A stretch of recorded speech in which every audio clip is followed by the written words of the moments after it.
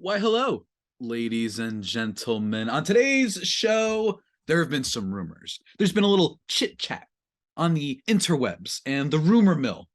Could Manny Machado really elect to leave the San Diego Padres next season?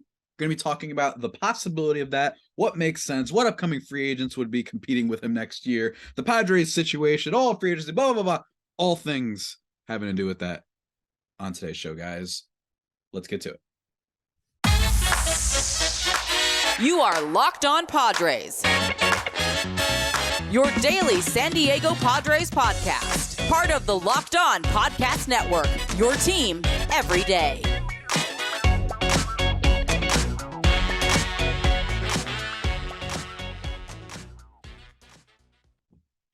Greetings, ladies and gentlemen, and welcome to another edition of Locked On Padres podcast, which is part of the Locked On Podcast Network, your team every day for Friday, December 30th. As always, I am your host with sometimes, occasionally, but certainly not always the most, Javier Reyes.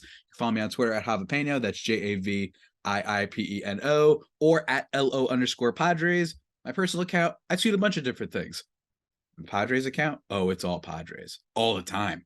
You know what I'm saying? It's great. It's lovely. So go check that out. And if you want to see the YouTube, which I've been upgrading slowly in an aesthetic sense recently, I've been getting some purchases, right? I got this little Tatis bobblehead, which you can check out a link to in the description. It makes for a good gift, maybe a Three Kings Day gift now that we're past Christmas. Hope everybody enjoyed the holidays. Or if you just want to see my Muhammad Ali hoodie that I've worn like 1,000 times. An apology for the beanie that I'm wearing, that it's not San Diego Padres colors. My apologies. This is the nearest one by me, and I want to keep my head warm. But speaking of keeping your head warm, ladies and gentlemen, people have been getting a little silly lately in the head. Very silly. And what I mean by that is they've been talking about Manny Machado leaving the Padres. Absurd. Has to be, right? Well, let's talk about it on today's show, guys. Let's start with first, Manny Machado is a Padre and what he has meant for the Padres. I don't think that it really is going to come as a shock to people, but Manny Machado is one of the probably I don't know. I imagine there's some Thurman Moosegood Jr. from 1945, but for the majority of the franchise history, probably one of the 6 or 7 best players the Padres have ever had. You know, up there with your, with your Tony Gwynn, with your why am I blanking on his name? Trevor Hoffman, right? Maybe an Adrian Gonzalez, players like that, right? And Tatis is probably already in that sphere as well, but he's one of the great players to ever play for the San Diego Padres. So you have to keep that in mind. And in terms of just overall value in baseball, since 2020, there are only 5 players with a higher F4 than Manny Machado, cumulative F4 since 2020. If you want to include 2019, his first season with the Padres, it was a little bit weaker. He does lower a little bit on the rankings. He's about 16th, if I'm not mistaken. But it's only Paul Goldschmidt, Freddie Freeman, Trey Turner, Jose Ramirez, and Aaron Judge. And one thing that he has a little bit of an advantage over some of those other players is that he's a little bit more of a well-rounded player when it comes to the offense and defense. I'm not necessarily saying everybody listening to this right now doesn't know this, but it's worth repeating. You know what I mean? When it comes to defense, when it comes to power without the sacrifice of batting average or contact skills, when it comes to all of that, Manny Machado is kind of your guy. I mean, this is a guy who can hit for a whole lot of power, and over this stretch, still just a 17.7% strikeout percentage, which kind of shows you that I don't have a fear of a Manny Machado dip. You know what I'm saying? And don't get me wrong, the strikeout percentage doesn't always mean that you're going to fall incredibly, but it does mean that something like a batting average, right? Your ability to put the ball in play you might have an off year. You might just all of a sudden hit 230, right? Or 240. And we did sort of see that with Manny in 2019. And I think that 2019 is actually, believe it or not, in my opinion, probably one of the best examples or kind of great summations of why Manny Machado is so great. That was his down year, and he still managed to hit more than 30 home runs. You know what I'm saying? And he still had a decent batting average and an okay on base. I don't have it right in front of me right now. I'm going to pull it up. But I think it goes without saying that Manny Machado is awesome. And I know that the defense isn't quite as good as it used to be, not in his prime days in Baltimore. But I think part of that is because maybe last year he was carrying so much of the weight offensively for the team that maybe he slipped a tiny bit defensively. I personally think that he should have won the MVP this past year. I thought that the narrative was stronger for him. I thought that it was weird that if we're talking about most valuable, and maybe this could be my NFL and basketball brains mixing into baseball, and that this is just like a baseball thing and that we ignore that stuff. But for me, I don't want to ignore the narrative, and I don't want to look past the fact that, Paul Goldschmidt and Arenado are two finalists. How can one of them be the MVP if they literally have a teammate who is in the final, right? Like, that's just, to me anyway. I could be totally wrong, but like your Trey Turner picks, your Mookie Betts picks, your Freddie Freeman picks, all of those, I was like, yeah, but Manny really did, heading into the year, you knew for a fact he needed to carry. I know that the Cardinals had some injuries, with Tommy Edman getting a little bit banged up, with Tyler O'Neill, with Dylan Carlson, with what's his name? Harrison Bader even getting traded, right? Like, I know that they had their fair share of things that went wrong, but heading into the year, Cardinals didn't have nearly as much of an issue on the batting side of things. Manny Machado, absolutely. It was like, oh, hopefully Jake Cronenworth can be great, right? That was kind of the vibe heading into the season, that it was him and Jake. Jake ended up being just a solid player, right? But then not being as good offensively as he was the past 2 years. But anyway, you get my point. I think he should win the MVP last year. And if you take all that into account, even in 2018, if you want to go even further before the Padres, this is a guy who routinely is going to give you at minimum like a 4-win season, pretty much, all things considered. I know that, again, 2019 was a little bit down, a little bit weird defensively, and again, didn't hit as well as he should have, but still 32 homers for a down year. I will take that every time. And the rest of that team in 2019, by the way, struggled. So it's hard for me to put it all on him. But anyway, as a result of all of this success that Manny Machado has enjoyed, he should have won the MVP last year, as we know, and they went super far into the playoffs. Everybody's wondering, well, he's got to leave, right? He's got a player option after this season, right? He's making $30 million right now, which is a whole lot, which is something that needs to be, I think, brought up in this. I don't like assuming things in baseball when it comes to who's going to be a free agent, who's going to be worth X, who's going to be blah. I think that it's just a little bit unfair because there are players that enter free agency all the time that you don't think would be these desired pieces, or you think that there are pieces that would have been desired more, right? I've talked about Michael Conforto a lot, who unfortunately signed with the San Francisco Giants. That was my dream pick. No cartwheel for you guys, unfortunately. But I don't like assuming that. If Manny Machado were to have a little bit of a down year, I don't think it would change his free agent prospects all that much. But I will say that unlike the Fernando Tatis Jr. rumors, which we talked about in this podcast a couple weeks ago, that were essentially perpetuated by ESPN radio personalities, that I think it was a slow news day for them, which says a lot because we had a lot of news over the past few weeks. You even have the World Cup. Like, I don't know why you guys had to contrive a story, but they were talking about Tatis being someone that the Yankees may trade for, right? And now, unlike that story, though, this Manny Machado one does at least have some weight because he could get paid a whole lot. It's him and Rafael Devers, right? And I actually would wonder, if Padres fans, if you heard that Manny Machado left, but you would get Rafael Devers in return, I wonder how they'd feel about it. I personally wouldn't want it because I've just grown so accustomed to Manny, and I don't think that the difference in their talent is, the discrepancy is that big for me to ignore that stuff. I just think Manny's a Padre.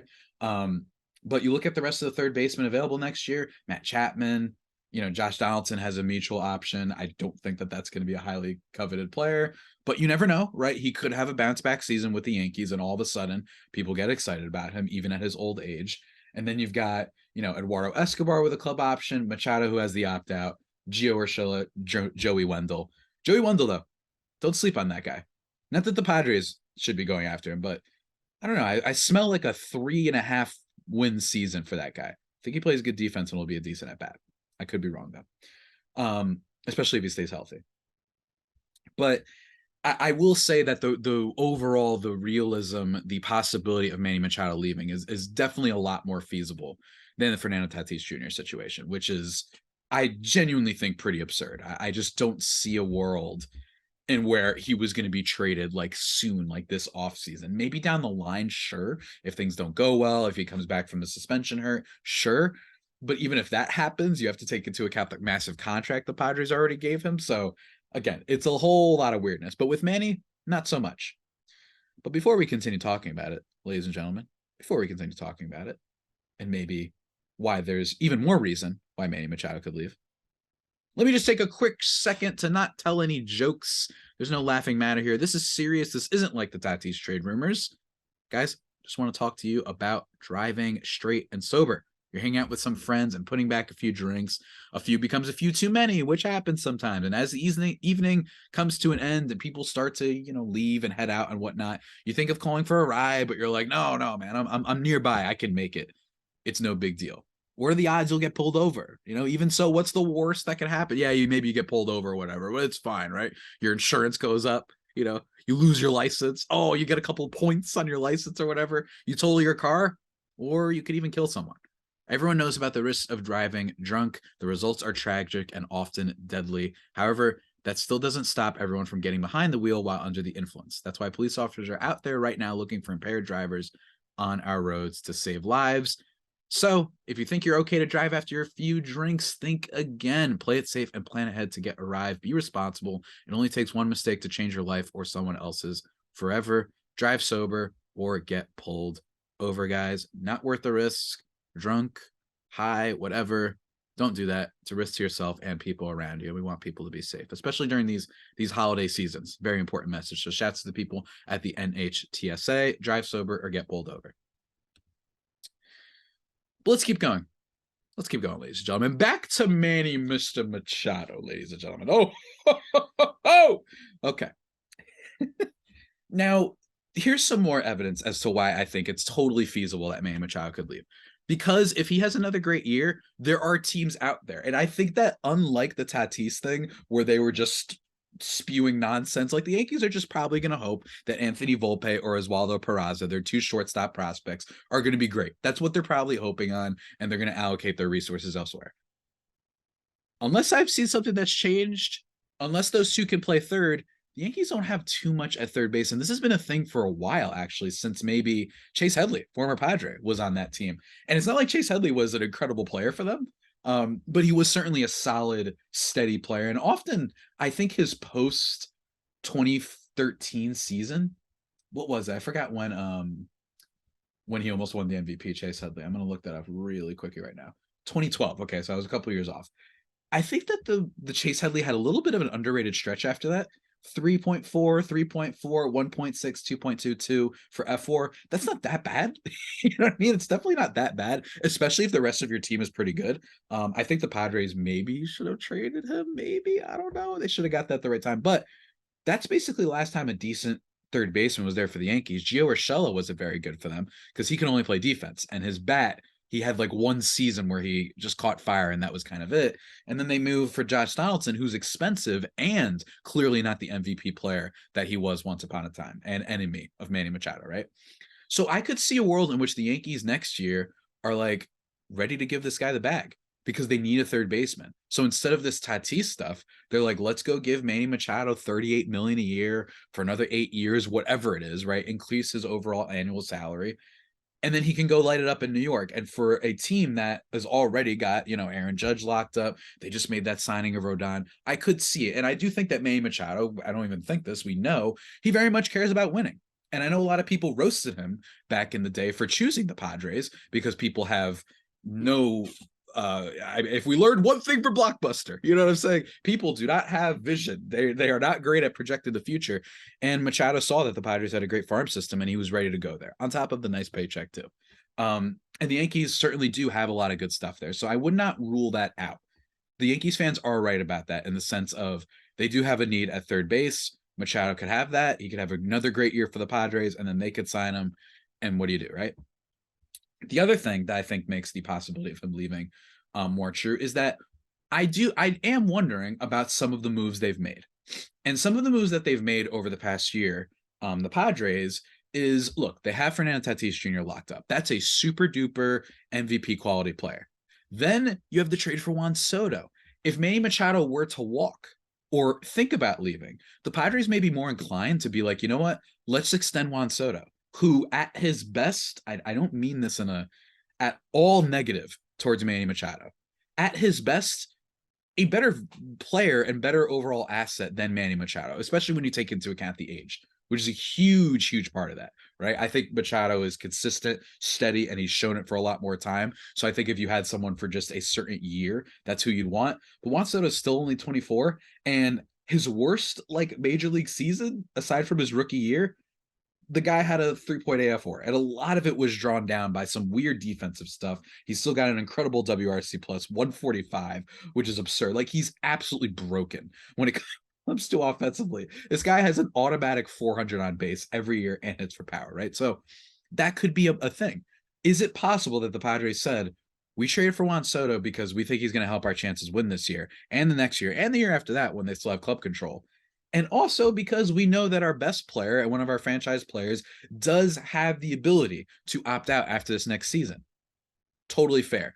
And then you have the Xander Bogaerts signing. Is that a sign that the Padres are like, and I know that shortstop is different, right? Shortstop second. I'm not talking about necessarily positions right now. I'm just talking about, if you're the Padres organization, do you bring in some of these guys and you say, well, Tatis, Bogaerts, Soto, we can afford to let Manny walk. I wouldn't do that necessarily because Manny rules and he's been awesome for this team. He's been a great leader. I love his interactions with all the players, right? Yeah, I mean, obviously the Tatis one didn't end up being so great, but you get my point. And I think that he would be awesome. He's been easily the most exciting Padre. He clearly likes being here. He's done interviews and stuff. This is not an Eric Hosmer situation where he's just this total diva that doesn't care seemingly about interacting with any of San Diego fans. Seemingly, I posed this question a couple weeks ago. I have not seen one person take a picture with Eric Hosmer in the last like 3 years. I swear, I've seen one fan post it. Even when people were defending him, I haven't seen one person do that. I saw Chris Paddock, right? I remember the Chris Paddock photos. I've seen everyone except Eric Hosmer. But no, back on track. So those three guys, those moves make me wonder, hey, these are smart people that run the Padres. They're smart people all over Major League Baseball. They see ahead and they can see, all right, well, So I'm wondering if the trade for Juan Soto especially and the signing of Xander Bogaerts is a sign that the Padres are like, we're going to try. We're certainly going to try. He is a Padre. And I imagine he still wants to stay with the Padres. I think that that's a totally real thing. He's been awesome here. They love him here. And by they, I mean you. I mean the fans. And I love him here. He's fantastic. It's so much fun. He's given us a lot of great memories. And that says a lot. Machado is so beloved that even with Tatis there, a lot of people still view him as like the heart of the team. I think when Tatis is right, he's the most exciting, he's the most blockbuster, but Manny's still the guy. And I even think with Soto arriving, Manny's still that guy. And for a lot of reasons, right? But I will say for all those aforementioned reasons, it's totally possible. One, with the Yankee possibility absolutely making sense. Hey, the Red Sox, if they wake up and decide, oh yeah, let's pay again, I forgot that we're worth like more than almost every single team in the league except the Yankees. You know what I mean? Maybe they'll wake up next year and say, yeah, let's go sign Manny Machado. We have a need at third base. We just lost Devers. I don't know. It could happen. You could see the Mets going crazy again, right?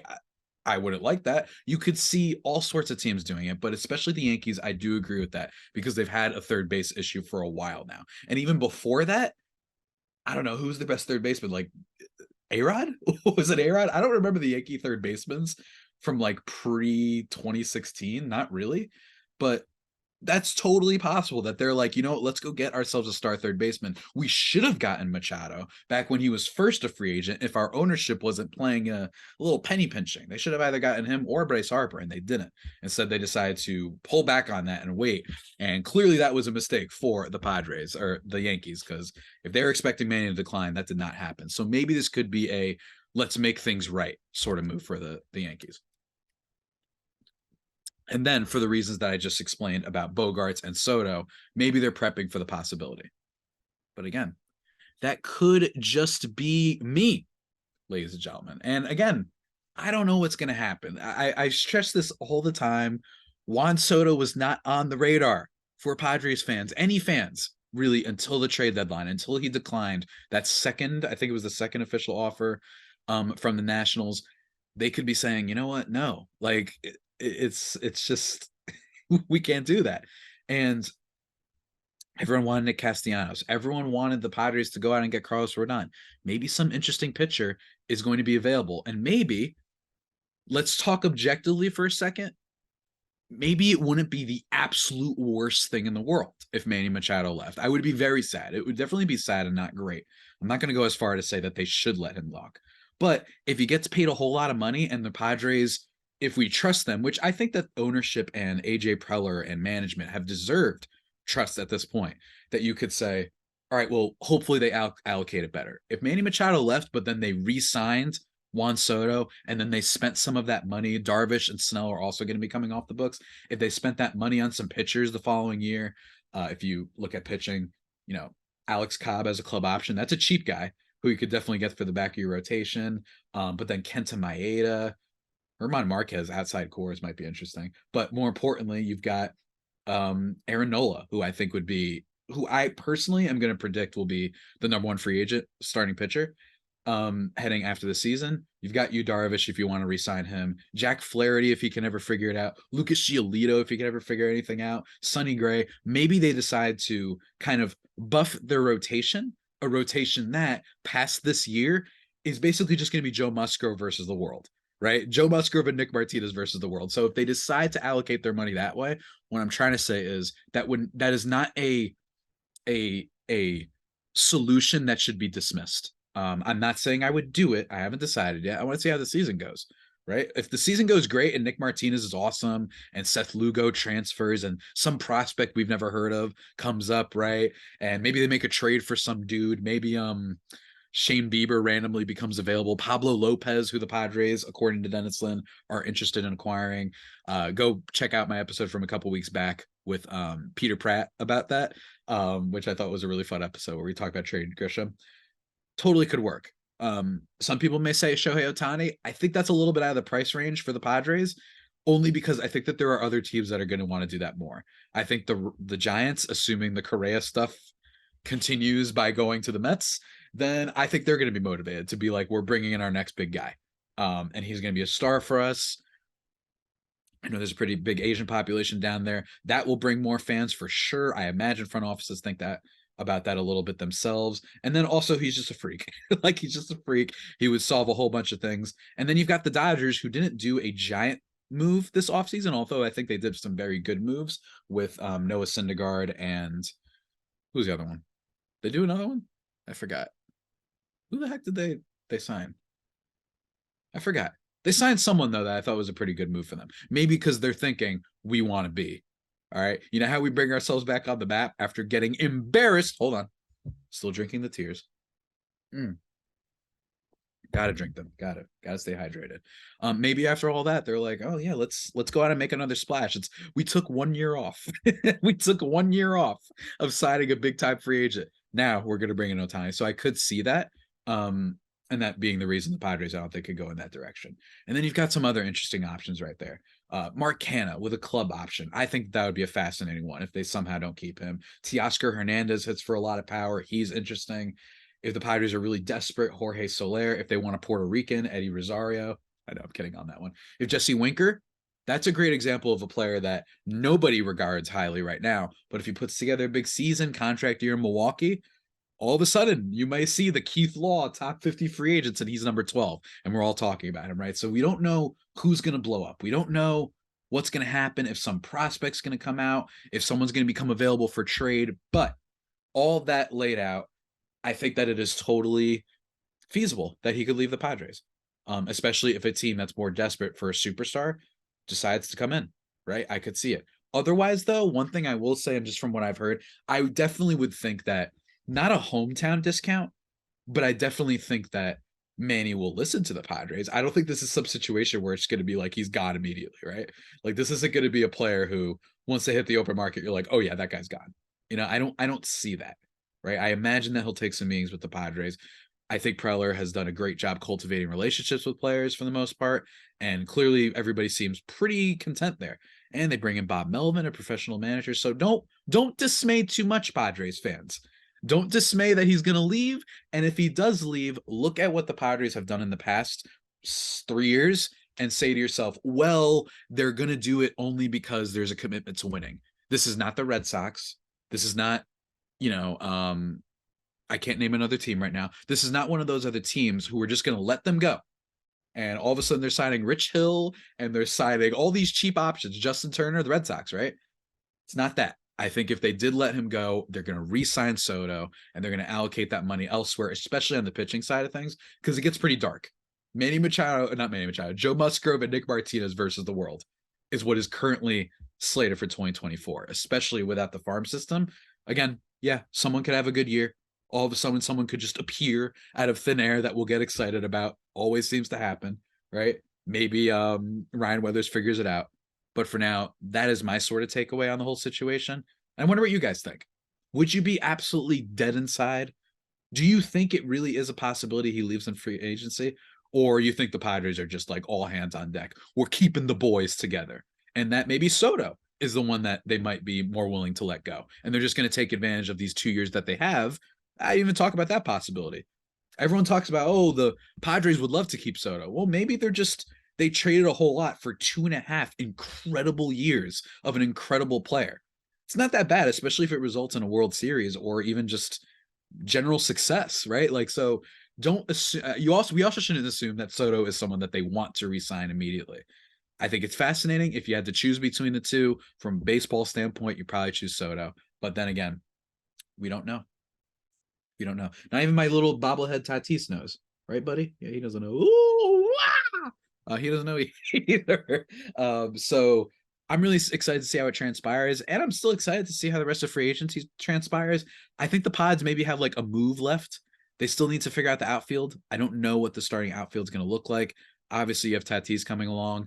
Matt Carpenter could be the DH. He could be a utility guy who moves around, but I'm still a little bit more, not certain, but I'm still a little bit more, I don't know, wondering if they're going to add a little bit more of a full-time player. Jurickson Profar is still out there. He hasn't signed with any team. I don't know how I'd feel about him if they brought him back in terms of the money cost. I think that there were other more interesting options out there. Or maybe they're working on a trade for Brian Reynolds, which I talked about with Ethan Smith of Locked On Pirates. Maybe Trent Grisham is the centerpiece in that. Going to be interesting. Going to be interesting, guys. It is the waning moments of the year. But make no mistake, AJ Preller is cooking. I know he is. And I think you know he is too. He's cooking. He's cooking something real good. You know what I'm saying? I know. It's exciting, man. It's exciting. But with that all being said, everybody, that about does it for today's edition of the Locked On Padres podcast, the only pod that may be better than the Padres themselves. Remember to subscribe to the podcast wherever you get your podcasts from. One of the last episodes of the year in terms of what's coming up in the future. Going to be talking with Ryan Stiles of Locked On Royals and Locked On Thunder if you're an NBA fan about some of our baseball New Year's resolutions. That one might come out like on a Saturday, actually, just because this one's coming out on a Friday and I didn't have a chance to post it. Also, assuming the Correa news goes through, and I think it's more likely that it does. They're just working out some kinks in the contract. Ryan Finkelstein of Locked On Mets has agreed to come on the show to talk about and embrace debate, first take, you know what I'm saying? Or Undisputed, or the High Noon, whatever debate show you want to bring up, to talk about, well, who does have the better infield in baseball, the Padres or the Mets? I actually think it's going to be a fascinating conversation if we have that debate. I really do. I think it's actually genuinely fascinating. It should be a lot of fun. So we're going to talk about that because why not? And then, of course, if any signing happens, you guys know where to tune in. Follow me on Twitter at Javipeno, JAVIIPENO, or at LO_Padres. You know, Padres content on at LO_Padres all the time. And then movies, comic books, and then, of course, some Padres stuff, too, on my personal account. And subscribe to the YouTube. Get yourself a bobblehead in the link of the podcast. And until next time, stay safe and, of course, stay faithful. My Fire Faithful homies, take care.